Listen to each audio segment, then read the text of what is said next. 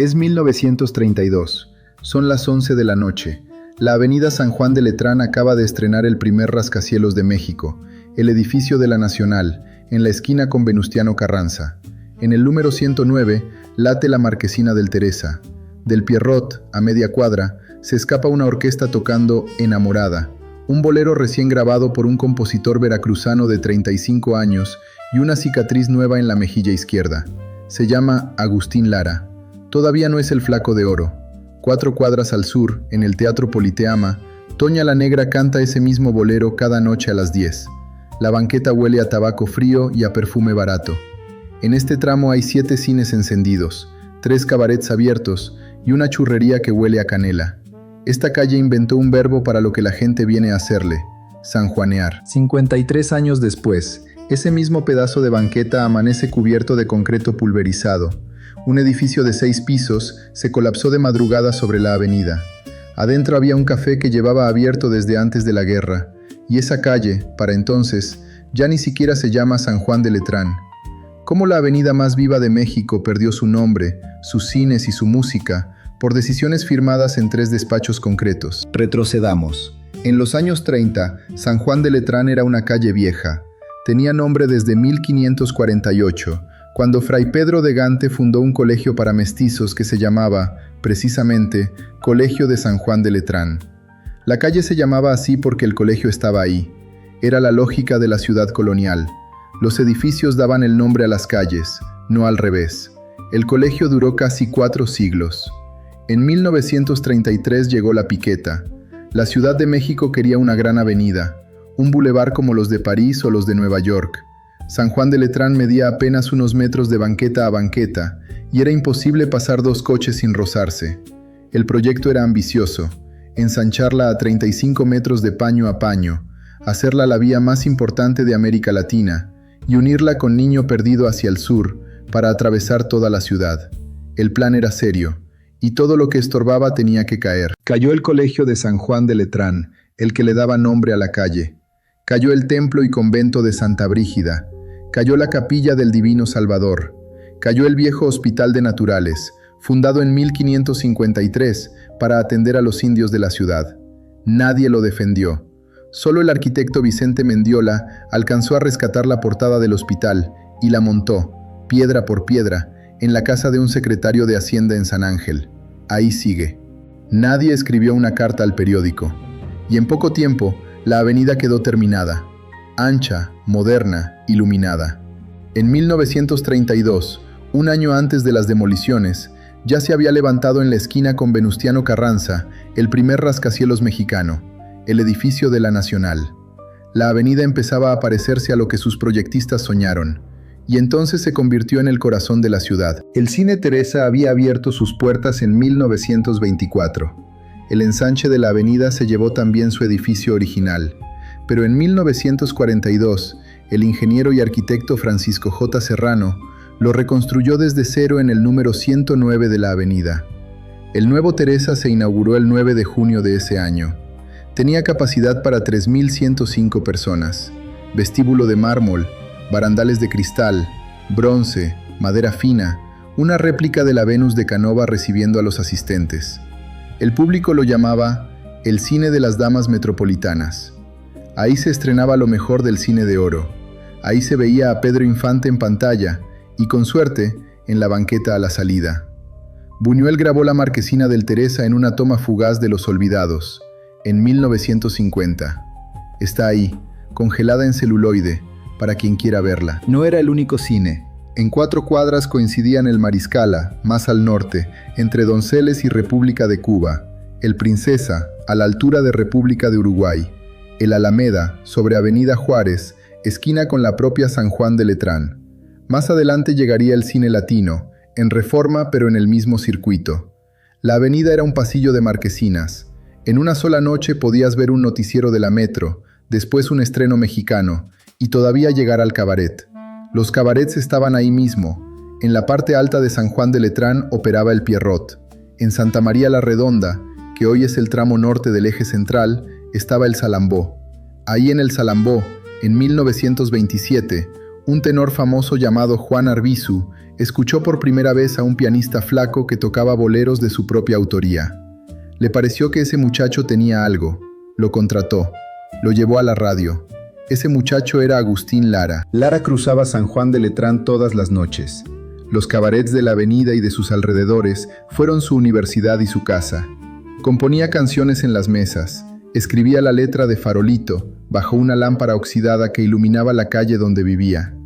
La letra de mujer la garabateó en la tapa de una caja de zapatos, según él mismo contó al periódico El Universal Ilustrado en 1935. Toña la Negra debutó en cabaret en 1929 y para los años 30 ya se presentaba en el Teatro Politeama, frente a las Vizcaínas, a un lado de la propia San Juan de Letrán. Pedro Vargas, María Luisa Landín, Los Panchos, todos pasaban por ahí. Cantinflas y Tintán cruzaron esas banquetas antes de ser famosos. Y la avenida no era solo para las estrellas. Un vecino de Salamanca, Guanajuato, que subía a la capital en los 50, lo dejó por escrito. Se compraba en San Juan de Letrán, se comía en el Café La Blanca, se dormía en el Hotel París. Todo cabía en 4 cuadras. Los fotógrafos ambulantes ofrecían la postalita instantánea, otros pregonaban billetes de lotería. Al pasear por ahí, uno estaba en el ombligo del país.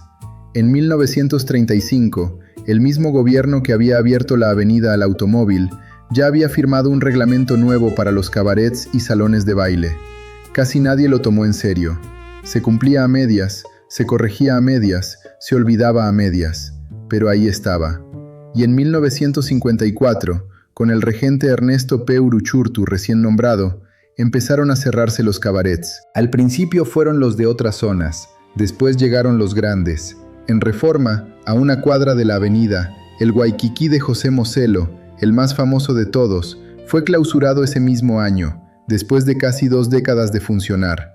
En sus escenarios habían pasado María Félix, Jorge Negrete, Pedro Infante, el propio Lara con su Hora Azul. Uruchurtu había impuesto que los centros nocturnos de segunda cerraran a la 1 de la mañana. La ciudad estaba entrando en su fase moral, y en las madrugadas de San Juan de Letrán ya se oía el silencio de puertas cerradas antes de tiempo. En 1956 se inauguró en la esquina con Madero la Torre Latinoamericana.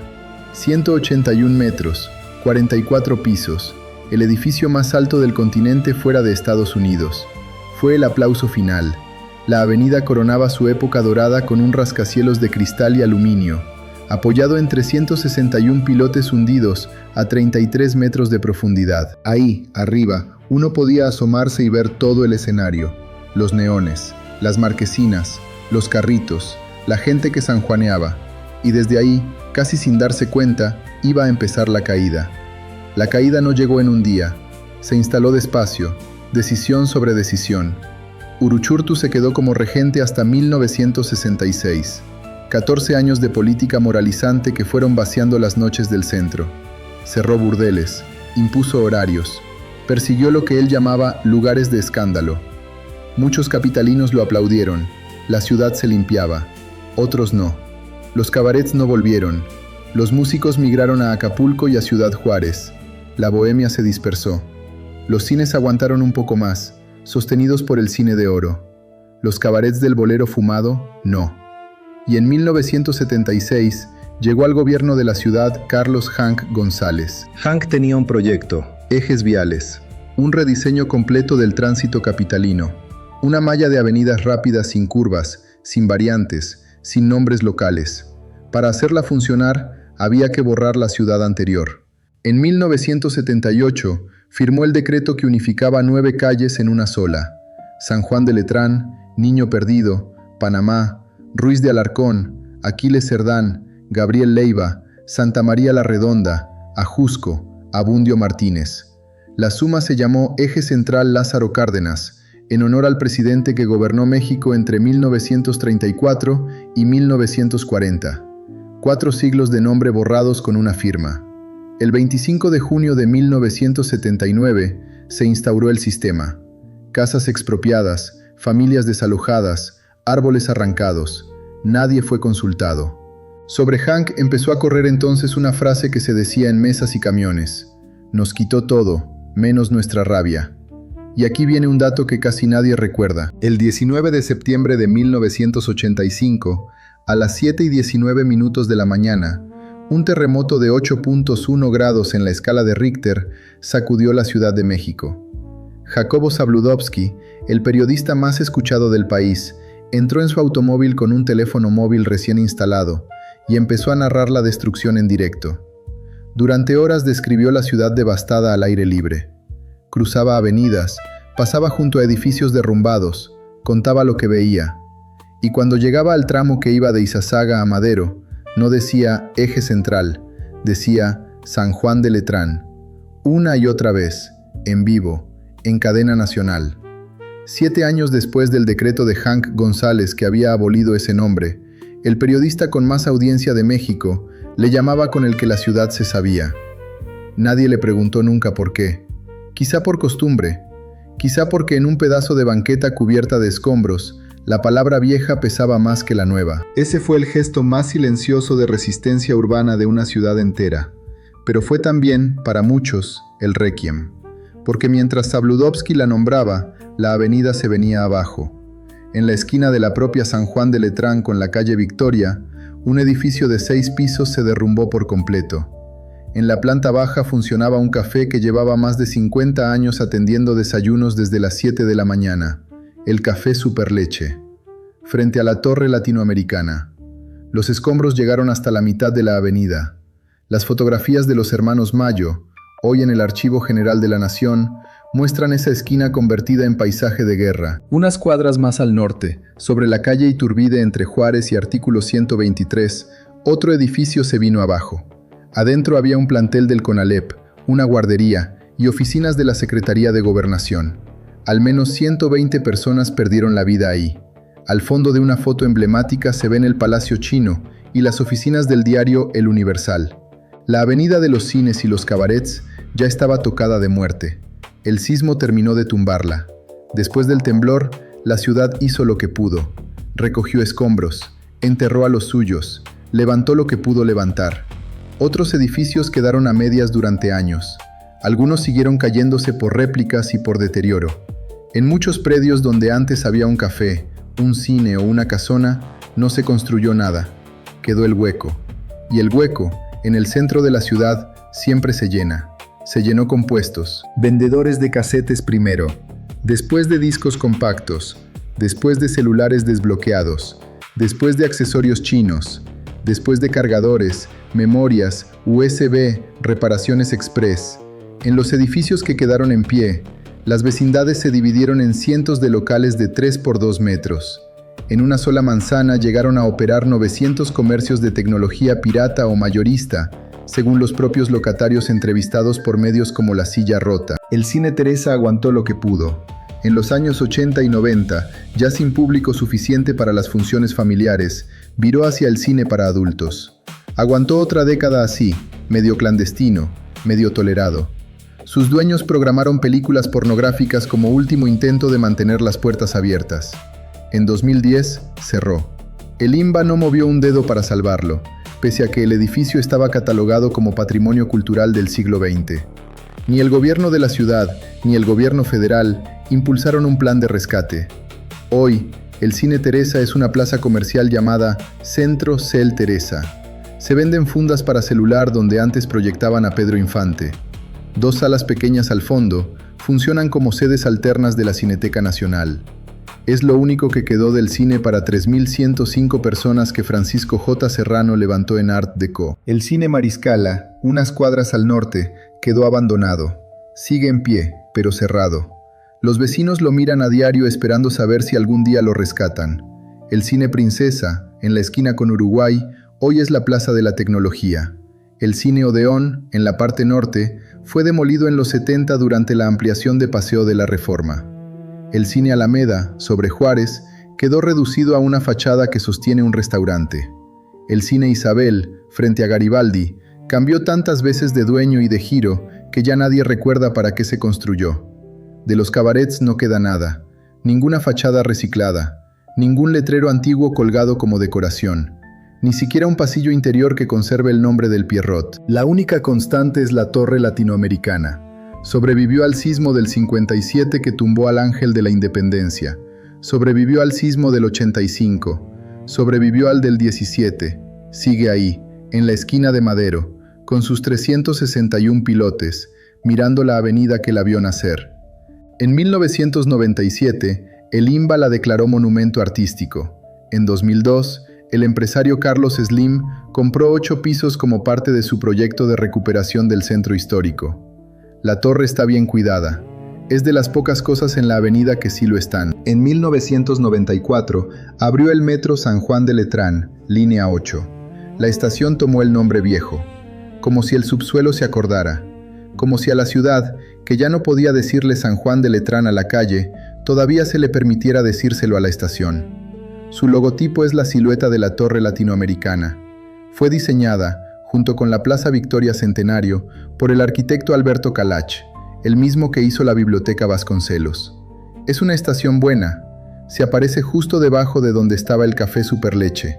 Nadie que baja del vagón sabe eso. Efraín Huerta la llamó, en un poema, la viva y venenosa calle de San Juan de Letrán. Era todavía los 70, y la avenida era otra distinta a la del Bolero. Más pobre, más gritada, más de comercio, pero viva. José Emilio Pacheco la describió con detalle en Las batallas en el desierto. Huele a tacos de canasta y de carnitas, a tortas compuestas, tepache, jugo de caña, escribió. Lámparas de querosén, perfume barato, líquido para encendedores, dulces garapiñados, papel de periódico y revista, de librito de versos de Antonio Plaza y novelita pornográfica. Todavía tenía vida propia, otra, pero propia. Después, José Joaquín Blanco escribió que había pasado de ser el ombligo de la luna a el ombligo del comercio informal. Entre las dos frases hay 80 años, y decisiones concretas, la de ensanchar en 1935, la de moralizar en los 50, la de renombrar en 1978, la de no rescatar el Teresa en 2010. Hoy, si uno camina por el eje central entre Izazaga y Madero, encuentra un mercado tecnológico incesante, vendedores que interceptan al peatón cada 2 metros, reparaciones express de pantallas rotas, cargadores por 40 pesos, fundas de gel, pantallas OLED, cables HDMI, adaptadores USB tipo C, restaurantes de pizza por rebanada, puestos de churros, trolebuses eléctricos del corredor cero emisiones, que desde 2009 son los únicos que pueden circular por ahí. Y sobre todo eso, muy alto, la Torre Latinoamericana, indiferente y viva. Los locatarios entrevistados por medios como La Silla Rota describen algo curioso. Muchos llevan más de 20 años ahí adentro y le llaman a la zona por su nombre viejo. San Juan de Letrán, ni Eje Central ni Lázaro Cárdenas. San Juan de Letrán, aunque no lo hayan vivido. La palabra se hereda entre generaciones de vendedores que ni siquiera saben ya de dónde viene. Nadie escucha un piano. Desde el piso 44 de la Torre Latinoamericana, esta noche, la avenida es un río de luces rojas y blancas. Los rojos van hacia el norte, los blancos vienen del sur. 12 pisos abajo, nadie escucha ya un piano, y sin embargo la torre lleva 7 décadas escuchando. Escuchó, dentro de su cimentación de 361 pilotes, la primera piqueta que abrió el Colegio de San Juan de Letrán en 1933. Escuchó las orquestas del Pierrot y del Politeama repetir los boleros de Lara noche tras noche.